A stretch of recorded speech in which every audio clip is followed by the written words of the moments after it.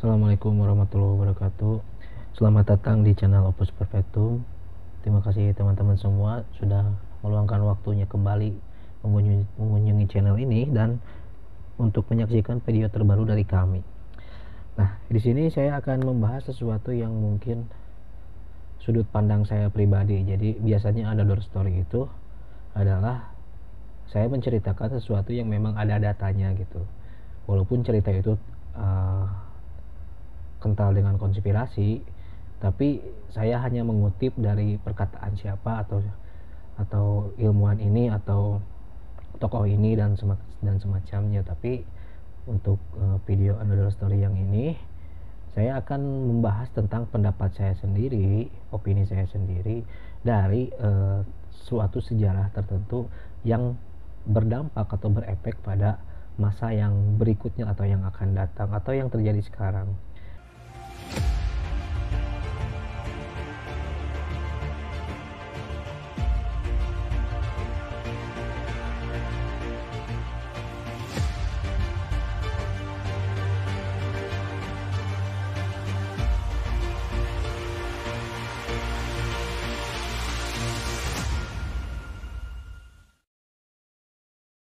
Nah, di sini teman-teman sudah tahu mungkin ya tentang serial di Netflix tentang Mesia yang berjudul Mesia, yang kontroversial, yang di awal Januari awal tahun kemarin itu sempat viral karena dianggap menyinggung, mungkin pertama dianggap menyinggung, kedua dianggap sembarangan membuat film yang sensitif, apalagi judulnya juga cukup mencolok ya, judulnya juga Mesia.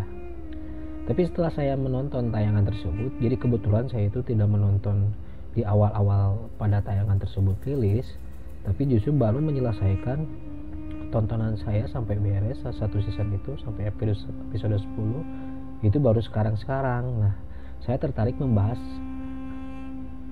konteks dari Mesia tersebut. Jadi di film itu diceritakan bahwa Mesia itu kan kita tidak tahu sebenarnya orang pria yang dianggap Mesia atau Al-Masih di film itu siapa sebenarnya. Apakah memang second coming, kedatangan kedua dari sosok Mesias yang kita tahu sebagai Isa Al-Masih atau Yesus Kristus, atau malah orang yang mengaku sebagai Mesias, jadi Mesias palsu. Jadi masyarakat itu terbagi dua, bukan agama ini mendukung agama ini, tidak, tapi setiap agama baik Islam, Kristen, dan Yahudi. Yang paling mencolok di film tersebut adalah tiga agama itu sama-sama kebingungan. Jadi dari mereka masing-masing ada yang setuju dengan datangnya Mesias ini dan ada yang menolak mentah-mentah, seperti itu. Nah, ini adalah fitnah yang terjadi. Jeniusnya sutradara dalam memainkan atau menampilkan kebingungan masyarakat, apalagi berita yang cepat lewat media sosial, itu sangat brilian menurut saya karena tidak mengkotak-kotakan. Jadi kebingungan itu terjadi pada agama apapun pada saat pria ini muncul dan diklaim sebagai Mesias atau Al-Masih. Disebutnya si Al-Masih di film itu, ketika di Amerika disebutnya Mesias.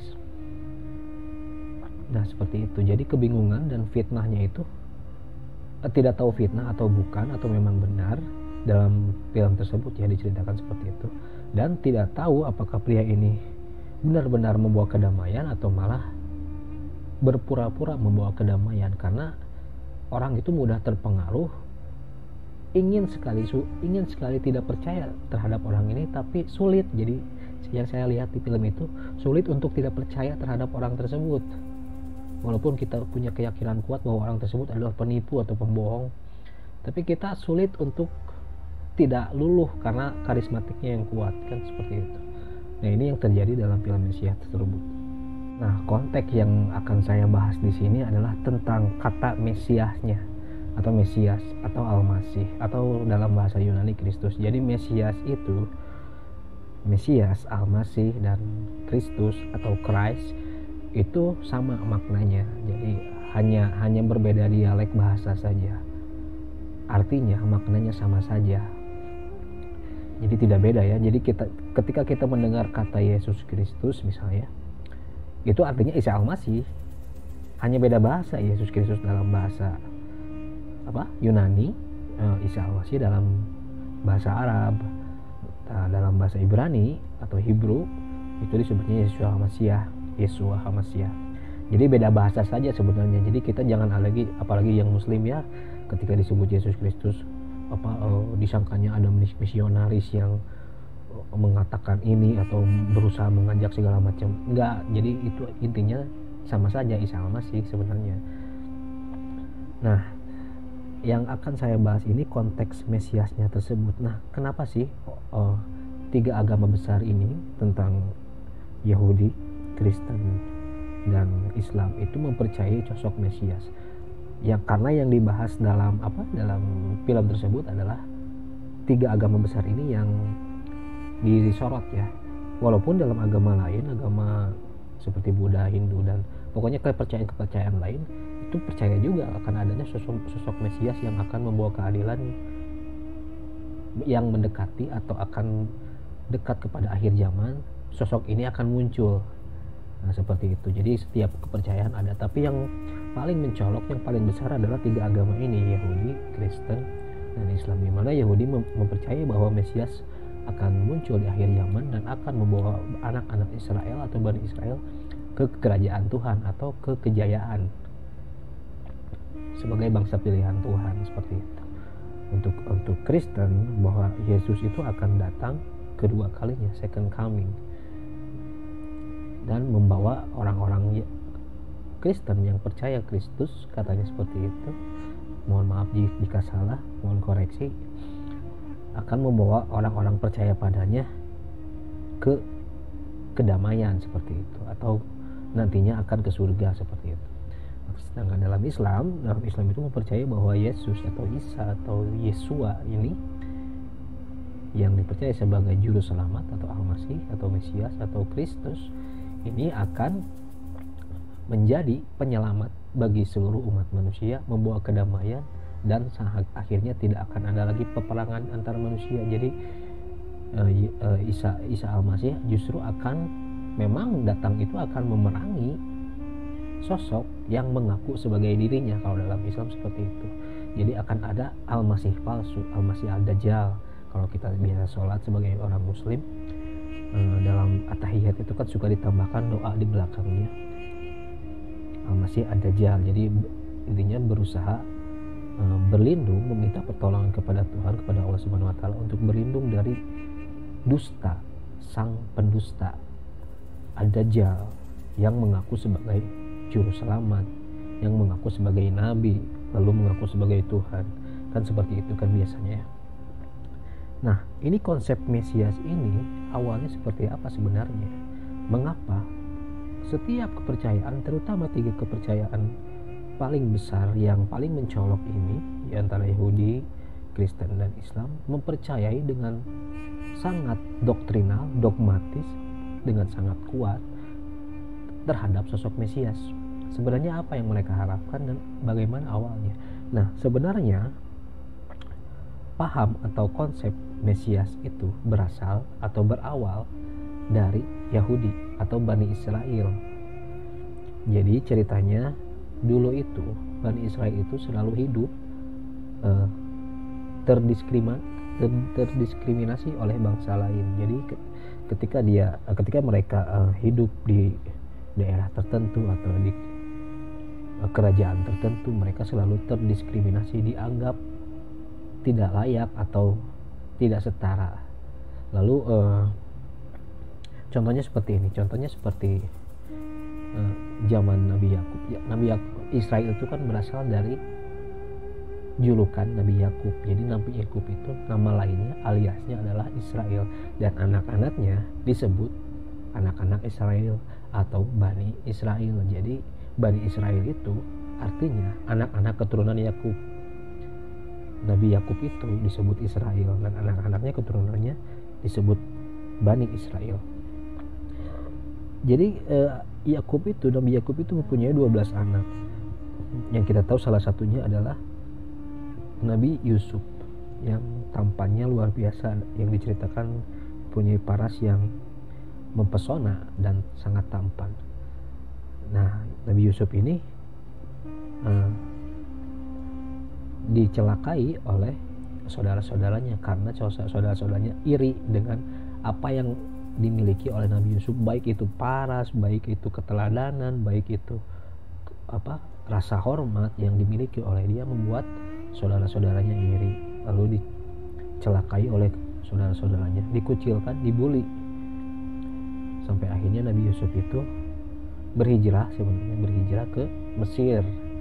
Di sana singkat cerita Nabi Yusuf itu sampai-sampai saking bisa mengambil hati Firaun waktu itu. Jadi Firaun itu tidak selalu jahat. Firaun itu ingat, Firaun itu adalah jabatan atau julukan bagi raja Mesir kuno.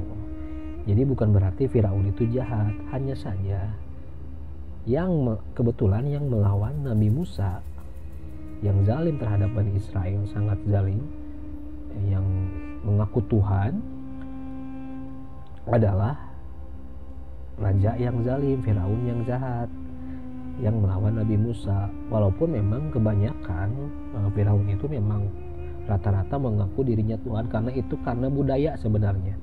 Budaya Mesir kuno itu memproklamirkan diri, seorang raja memproklamirkan diri sebagai wakil Tuhan, makanya mengaku sebagai Tuhan, atau disebutnya wakil dewa, kan mereka percaya dewa-dewa. Jadi raja itu adalah perwakilan dewa, maka dianggap sebagai dewa atau sebagai Tuhan. Itu awalnya ya. Jadi bukan se-ekstrim mengaku Tuhan alam semesta, bukan, tapi merasa wakil dari Tuhan, seperti itu. Firaun itu seperti itu, budaya seperti itu Mesir kuno. Nah, Nabi Yusuf ini diangkat oleh Firaun yang baik tersebut, lalu dijadikan bendahara kerajaan.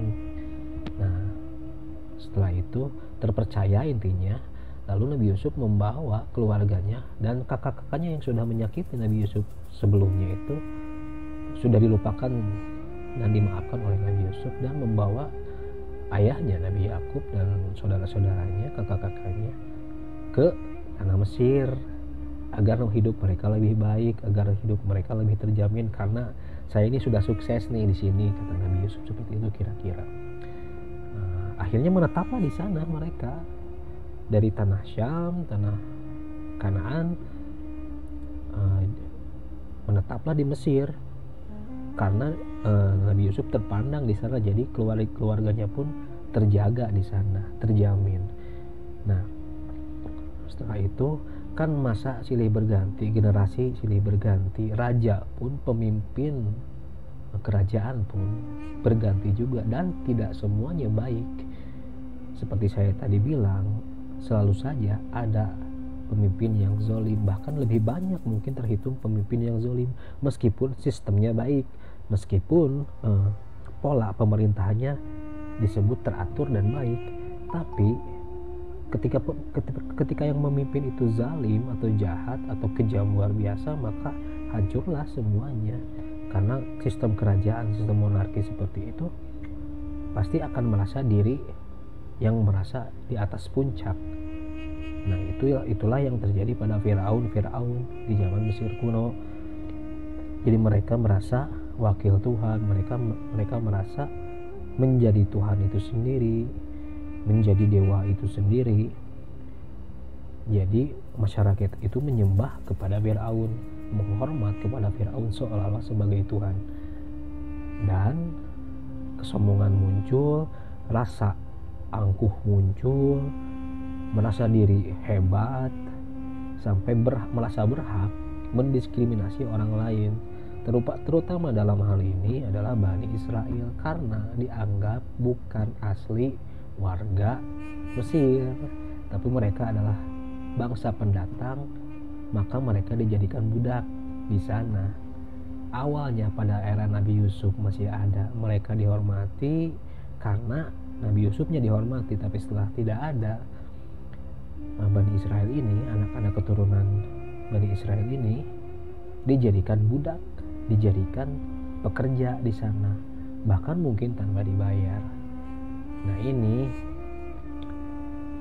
keadaan ini, situasi ini ya, yang memunculkan harapan bagi para Bani Israel ini agar mungkin suatu saat nanti akan muncul penyelamat untuk mereka, karena mereka merasa hidup mereka selalu ditindas, mereka merasa hidup mereka selalu terdiskriminasi oleh orang lain, oleh bangsa lain, padahal mereka merasa mereka adalah bangsa pilihan Tuhan. Jadi mereka berharap ingin ada yang bisa memimpin mereka untuk mendapatkan kejayaan, dan memang dikabulkan. Akhirnya didatangkan Nabi Musa kan. Nabi Musa lahir, lalu didampingi Harun membawa mereka keluar Mesir. Awalnya berdakwah kepada Firaun agar Firaun itu lunak hatinya dan mau membebaskan rakyat Bani Israel agar hidupnya setara di Mesir. Akhirnya tidak terjadi, negosiasi tidak terjadi, dakwahnya gagal. Akhirnya Nabi Musa mengambil jalan untuk membawa Bani Israel keluar dari Mesir daripada harus terdiskriminasi terus menerus. Walaupun ditolak oleh Firaun, dan dari tolakan itu malah Firaun makin menjadi menyiksa Bani Israel, bangsa Yahudi itu. Akhirnya 10 tulah Tuhan muncul kan, seperti itu.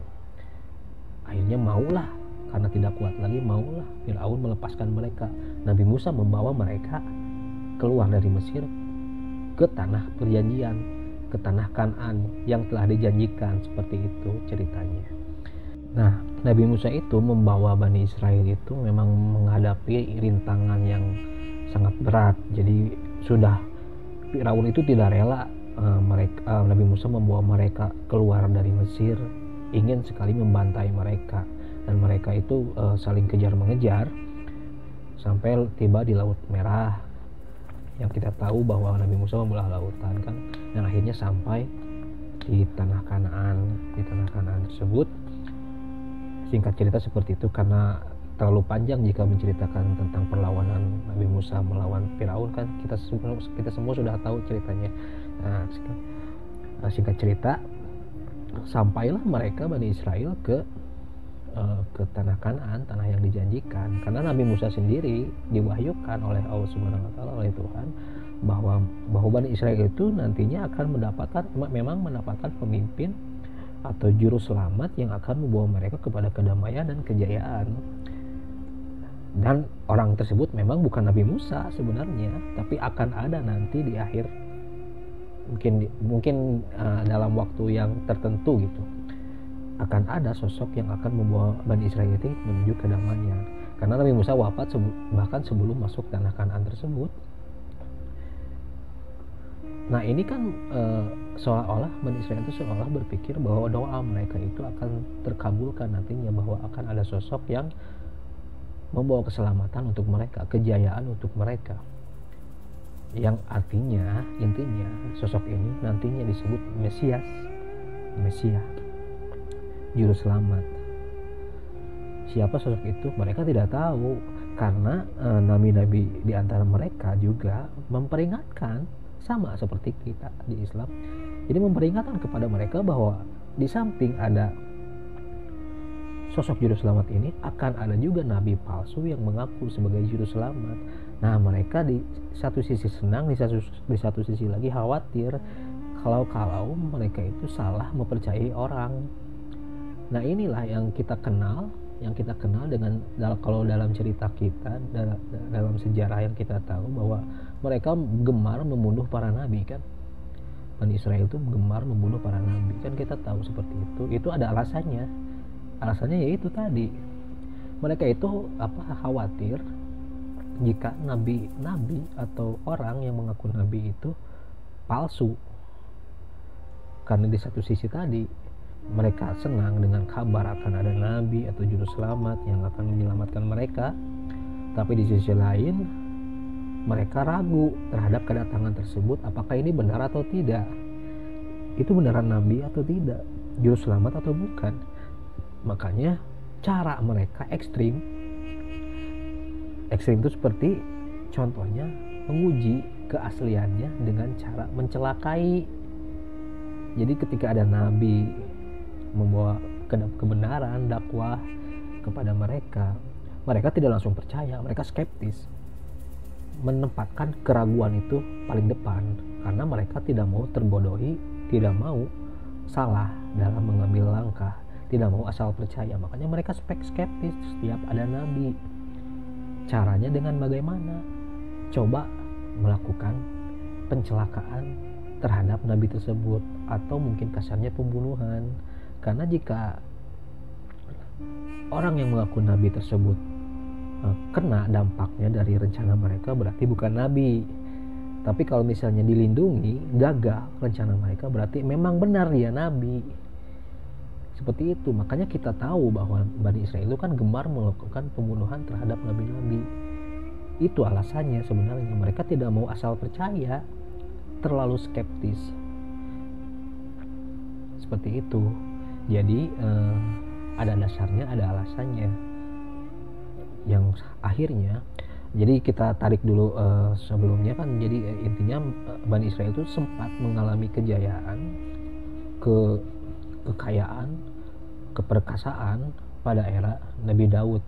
Jadi Nabi Daud itu di tanah Kanan itu, Bani Israel itu kan datang sebagai pendatang sebenarnya, tapi mengklaim tanah tersebut adalah tanah mereka karena telah dijanjikan untuk mereka. Ya orang yang di sana, orang penduduk di sana kan tidak akan terima. Ya boleh-boleh saja mungkin untuk saling berbagi, tapi mereka mengklaim. Akhirnya terjadi peperangan. Akhirnya terjadi peperangan dan memang dimenangkan waktu itu oleh Nabi Daud. Tokoh hero-nya, tokoh pahlawannya adalah Daud atau David, Nabi Daud. Terkenalnya bisa mengalahkan Goliat atau Zalut. Jadi Nabi Daud itu kecil, postur tubuhnya kecil, tapi gagah berani, pemberani. Dan Zalut itu atau Goliat itu raksasa, jadi tubuhnya sangat besar. Raksasa dalam artian mempunyai postur tubuh yang tinggi, besar, seperti itu. Dan bisa dikalahkan oleh Daud, seperti mungkin dalam SmackDown seperti Rey Mysterio melawan Undertaker, mungkin seperti itu. Ya, dan Nabi Daud itu menang, dan dari situ titik balik Bani Israel mencapai kejayaan. Akhirnya dikuasailah tanah tersebut oleh Bani Israel, dan pada saat itu benar-benar mencapai kemakmuran yang tinggi yang belum pernah dirasakan sebelumnya oleh Bani Israel. Karena selama ini kan mereka selalu tertindas, selalu terdiskriminasi. Dan pada saat Nabi Daud memenangkan peperangan melawan Goliat atau Zalut, disitulah titik balik mereka, dan Nabi Daud menjadi raja bagi mereka. Nah, disitulah kejayaan mereka. Apalagi setelah Nabi Daud wafat, anaknya menjadi atau mendapatkan tahta ayahnya, yaitu Nabi Sulaiman atau Solomon atau Salomo. Dan pada saat pemerintahan atau di bawah kepemimpinan Nabi Sulaiman ini, Bani Israel itu semakin berjaya, semakin memperluas kerajaannya, semakin memperluas teritorialnya. Itulah satu-satunya masa kejayaan Bani Israel pada saat Nabi Sulaiman. Sebelumnya Nabi Daud. Nabi Daud itu kerajaan masih kecil di tanah Kanan tersebut, masih kecil, diperluas oleh anaknya Nabi Sulaiman. Itulah masa-masa kejayaan satu-satunya waktu itu. Setelah itu mereka kembali hancur. Setelah Nabi Sulaiman wafat dan segala macam, mereka kembali hancur, kembali terpecah belah, kembali bercerai-berai. Ada yang ke bangsa mana, ada yang ke sana, ada yang ke sini. Intinya kembali terdiskriminasi lagi, kembali menjadi budak lagi, pelayan lagi, dan segala macam. Selalu ditindas. Jadi umur kejayaan mereka itu sangat singkat. Pada saat Nabi Sulaiman dan Nabi Daud saja. Setelahnya mereka terpecah belah kembali, tercerai-berai maksudnya. Mereka kembali ke diskriminasi kembali oleh bangsa yang lain. Nah, itu yang menjadi harapan mereka akan munculnya sosok Mesias ini sangat menggebu-gebu, makin menggebu-gebu, makin memuncak, makin segera ingin mendapatkan Mesias yang benar-benar akan membawa kejayaan untuk mereka. Singkat cerita, datanglah Nabi Isa atau Yesus Kristus. Awalnya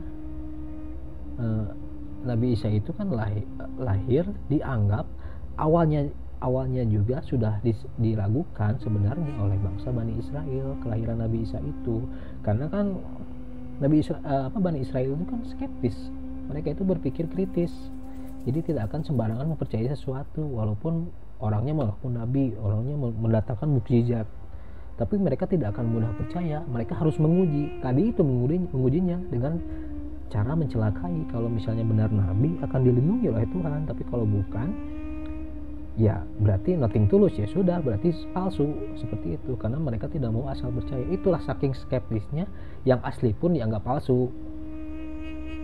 Akhirnya Nabi Isa lahir melalui perawan bernama Maria atau Maryam.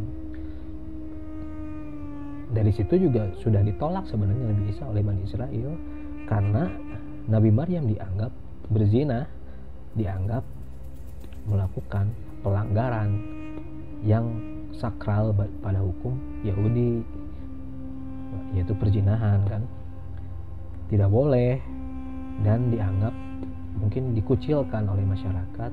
Tapi kan kita tahu dalam sudut pandang Islam yang subjektif, dalam sudut pandang Islam kan kita tahu bahwa Nabi Isa dari kecil bisa berbicara untuk menjelaskan kepada mereka, karena Siti Maryam itu disuruh diam daripada mendebat orang-orang yang menuduh dia. Lebih baik diam itu ibadah, diam itu adalah emas. Nah itu Siti Maryam itu disuruh diam, akhirnya Nabi Isa lah yang berbicara pada saat bayi, hingga mereka Bani Israel itu tercengang. Tapi tetap saja dalam keadaan dewasa, Nabi Isa atau Yesus atau Yesua itu sudah dewasa, tetap saja diskeptiskan oleh Bani Israel, apalagi setelah dianggap Nabi Isa itu membawa ajaran baru, memperbaharui ajaran baru. Ya ini pasti dianggap sesat oleh Bani Israel, oleh bangsa Yahudi. Ini siapa? Tiba-tiba ngaku guru, tiba-tiba mengaku nabi, mengaku bisa mempunyai mukjizat, walaupun memang ditampakkan di hadapan mereka. Tapi Bani Israel itu tidak terima bahwa Nabi Isa itu membawa Injil, membawa ajaran baru, pembaharuan untuk melengkapi Taurat, untuk melengkapi perjanjian lama. Kalau dalam Kristen disebutnya perjanjian baru dan perjanjian lama, yaitu Injil dan Taurat. Bani Israel itu tidak terima. Bagi mereka itu sama saja mencederai, melukai keyakinan mereka. Maka dianggap sesat Nabi Isa itu. Padahal sebenarnya Nabi Isa itu datang untuk menyelamatkan mereka. Mesias aslinya itu seperti itu. Nabi Isa adalah Mesias asli, Al-Masih asli, Kristus asli, juru selamat asli untuk mereka Bani Israel. Tapi mereka tidak mau terima karena sakral, bagi mereka ajaran mereka itu sakral dan tidak boleh dirubah-rubah. Seperti itu. Akhirnya mereka itu kembali merencanakan pembunuhan. Makanya mereka mengadukan Nabi Isa itu ke Pilatus itu pemimpin Romawi di waktu itu. Jadi seorang gubernur di daerah yang wilayah Nabi Isa ada,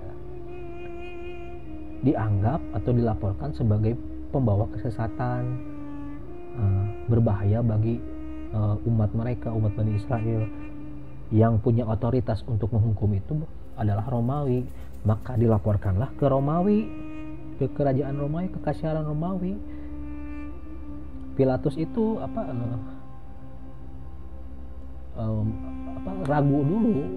Jadi intinya kenapa bangsa Yahudi, Bani Israel ini keras sekali ingin menghukum Nabi Isa atau Isa waktu itu, atau Yesua atau Yesus. Apa salahnya? Sebenarnya bukan urusan Pilatus sebenarnya, tapi orang Yahudi ini, Bani Israel ini mendesak Pilatus agar melaksanakan penghukuman terhadap Nabi Isa ini, karena alibinya seperti ini. Alibinya adalah orang ini, Nabi Isa, menunjuk Nabi Isa mau bawa kesesatan kepada masyarakat, melukai ajaran kami, melukai ajaran Yahudi. Kami sebagai rakyat menganggap Nabi Isa ini atau Isa ini adalah penipu, adalah pembohong, dia mengaku juru selamat, padahal dia penipu, dia pembohong, dan akan mengancam stabilitas kami sebagai rakyat Anda. Itu diplomatis sekali. Karena Pilatus tidak mau ada kerusuhan, ada kericuhan, dan saking marahnya umat Bani Israel waktu itu, banyak yang tidak terima pada Nabi Isa kan. Jadi suaranya itu kuat, votingnya itu kuat, maka terjadilah hukuman, ditetapkanlah hukuman untuk Nabi Isa agar dihukum yang paling berat. Nah, pada waktu itu hukuman paling berat bagi bangsa dulu, bangsa Romawi dulu, adalah hukuman salib. Jadi dihukum paling berat Nabi Isa itu karena menimbulkan kekacauan, kerusuhan, dan menodai ajaran Yahudi waktu itu, dianggap seperti itu. Dan akhirnya nantinya akan terjadi kerusuhan, maka dicap sebagai orang yang berbahaya Nabi Isa itu. Jadi Mesias asli dianggap Mesias palsu oleh Bani Israel, oleh bangsa Yahudi waktu itu. Kebanyakan mereka menganggap Nabi Isa itu Mesias palsu, bukan Mesias yang diharapkan datang, padahal itu asli. Dilaksanakanlah, intinya menyetujui ajuan Bani Israel tersebut untuk menghukum Nabi Isa paling berat, yaitu dengan cara disalib. Yang kita tahu bahwa orang Yahudi sendiri, Bani Israel sendiri, ini subjektif ya, saya mohon maaf, saya tidak mengutip atau bersudut pandang dalam ajaran Kristen, tapi sebagai Muslim saya harus bersudut pandang dari ajaran saya sendiri. Jadi walaupun kita tahu Nabi Isa itu diangkat sebenarnya kan, diselamatkan oleh Allah Subhanahu Wa Taala, oleh Tuhan, dan memang orang Yahudi, orang Bani Israel itu ragu apakah yang disalibkan ini benar Nabi Isa atau bukan, seperti itu kan. Dalam keadaan disalib itu, ya kita tahulah sebenarnya itu orang yang diserupakan oleh Nabi Isa. Diuji oleh Yahudi itu, diuji apakah benar Mesias atau bukan. Kalau kamu Mesias, silahkan turun dari salib itu, buktikan. Kalau kamu wakil Tuhan, mengaku sebagai utusan Tuhan, kenapa kau tidak bisa menyelamatkan diri? Kenapa Tuhan tidak menyelamatkanmu? Seperti itu kan diuji. Artinya mereka itu skeptis saking gak mau percayanya, asal percaya kepada orang yang mengaku Mesias atau juru selamat atau nabi yang akan menyelamatkan mereka. Yang asli pun mereka bantah gitu dengan cara mengujinya, dengan membunuhnya. Akhirnya yang mereka lihat itu memang terbunuh, memang meninggal gitu. Nabi Isa itu yang diserupakan dengan Nabi Isa itu meninggal di kayu salib. Dan mereka, tapi di sini mereka mendapatkan keraguan, ini benar Nabi Isa atau bukan yang disalib? Kenapa cara bicaranya berbeda, tidak seperti Nabi Isa kayak biasanya, walaupun wajahnya serupa gitu ya. Kenapa mimik gerak tubuhnya itu berbeda segala macam, serasa bukan melihat Isa atau Yesua, tapi serasa merasakan ini orang lain walaupun wajahnya sama, seperti itu. Jadi mereka ragu. Ini jelaskan kan dalam Al-Quran, mereka ragu ini yang disalib itu beneran Yesua atau bukan, beneran Yesus atau bukan, beneran Isa atau bukan, seperti itu. Tapi tetap mereka tidak menerima Nabi Isa karena mereka berhasil membuktikan diri bahwa ini nabi palsu, Mesias palsu, dan nanti akan datang, padahal sudah datang, seperti itu. Nah akhirnya kan setelah itu, singkat cerita, kita tahu bahwa akhirnya Nabi Isa itu dianggap memang seorang yang utusan, seorang yang guru besar. Akhirnya dipercayai sebagai Tuhan oleh umat Kristen kan ya, sebagai anak Tuhan atau Tuhan yang memanifestasikan diri sebagai manusia ke dunia, seperti itu. Jadi ada dua sudut pandang di sini yang muncul, satu dari Bani Israel atau Yahudi, yang satu lagi dari Kristen gitu, dimana Yahudi memandang Nabi Isa ini atau Yesus ini adalah pembohong ulung yang diplomatis, yang pintar bicara. Mereka menganggap ini nabi palsu, Mesias palsu, sedangkan Kristen menganggap Nabi Isa ini atau Yesus ini atau Yesua ini sebagai personifikasi dari Tuhan, manifestasi dari Tuhan yang berusaha menyelamatkan manusia dari dosa. Jadi Tuhan merendahkan dirinya menjadi manusia untuk menyelamatkan manusia dari dosa dengan cara disalib. Itu doktrinnya dari Kristen. Jadi memang, dan akan kembali lagi di akhir zaman nanti. Nah, ini dari dua sudut pandang lagi, di mana Yahudi mempercayai akan ada Mesias yang aslinya itu di akhir zaman, yang datangnya nanti di akhir zaman, dan Kristen mempercayai bahwa Yesus itu akan kembali melakukan kedatangan kembali di akhir zaman juga. Nah, sekarang masuk ke era Muslim, ke era Islam yang juga mempercayai kedatangan Mesias di akhir zaman atau Al-Masih di akhir zaman. Jadi ketika Nabi Muhammad SAW lahir dan tumbuh dewasa sampai akhirnya menjadi nabi, dan terdengar kabar ke Bani Israel, Yahudi yang di Arab sana, mereka skeptis, ini siapa lagi mengaku nabi. Tapi mereka tidak mempermasalahkan total karena isu rasial, karena mereka percaya harusnya Mesias itu berasal dari golongan mereka atau keturunan Bani Israel, sedangkan ini orang Arab. Ya udahlah, nggak usah dianggap seperti itu. Nah, tapi lama kelamaan ajarannya itu kok mirip yang diwartakan nabi-nabi sebelumnya atau Nabi Musa sebelumnya yang di dalam Taurat. Kok ini sejalan dengan kita, kok ini nubuatnya sama dengan apa yang dia lakukan. Akhirnya sebenarnya orang Yahudi itu pada era Rasulullah di Arab itu, sebenarnya mereka tuh percaya tapi ragu. Percaya itu karena Nabi Muhammad itu sejalan dengan mereka, tapi ragu karena satu hal, dia orang Arab, beliau itu orang Arab, bukan orang Israel. Itu saja. Andaikan Nabi Muhammad itu orang Israel, bagi mereka ini ya, andaikan Nabi Muhammad itu orang Israel, maka mereka akan terima lapang dada malah. Mungkin tidak akan, nggak tahu ya, tapi Nabi Muhammad itu memang diuji juga oleh orang Yahudi, diuji juga dengan cara percobaan pembunuhan juga, dengan cara diracun yang memang hampir dimakan oleh Nabi Muhammad sendiri, racun tersebut saat diundang makan oleh keluarga Yahudi. Ternyata makanannya disusupi racun oleh mereka untuk mencelakai Nabi Muhammad. Itu tuh untuk membuktikan ini beneran Nabi atau bukan, walaupun Nabi Muhammad dari orang Arab. Jadi mereka itu terlalu skeptis, Bani Israel itu terlalu skeptis karena saking mendambakannya Mesias, tapi saking ragunya juga ketika ada yang mengaku Mesias.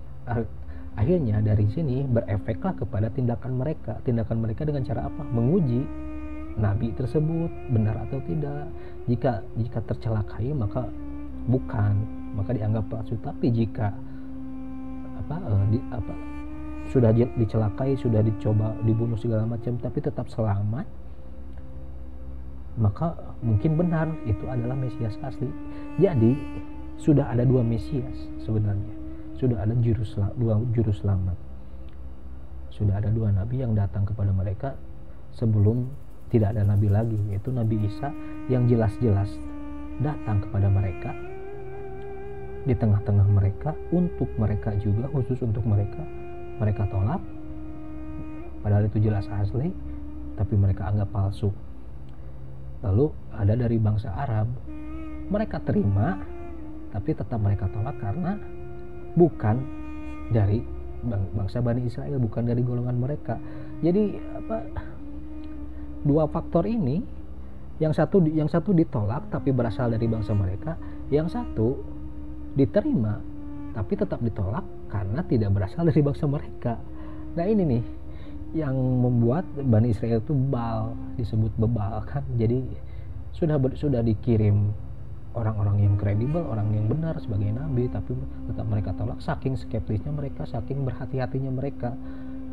Itu sih wajar walaupun hati-hati, tapi terlalu hati-hati, akhirnya tindakan mereka itu ekstrim gitu. Jadi berusaha membunuh untuk menguji apakah ini nabi yang benar atau nabi yang palsu, seperti itu. Makanya orang Yahudi atau Bani Israel itu, tidak semua memang, tidak semua, tapi orang-orang oknumnya mungkin disebutkan dalam Al-Quran banyak membunuh para nabi, itu alasannya seperti itu. Nah akhirnya dalam Islam juga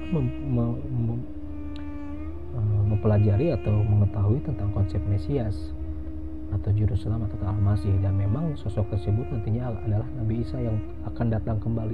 Cuman bedanya dalam Islam itu sudut pandangnya seperti ini. Kenapa harus Nabi Isa yang kembali? Yang pertama adalah Nabi Isa masih hidup, belum meninggal, jadi ruhnya belum meninggalkan jasadnya, karena jasadnya kan yang diangkat kan, bukan ruh.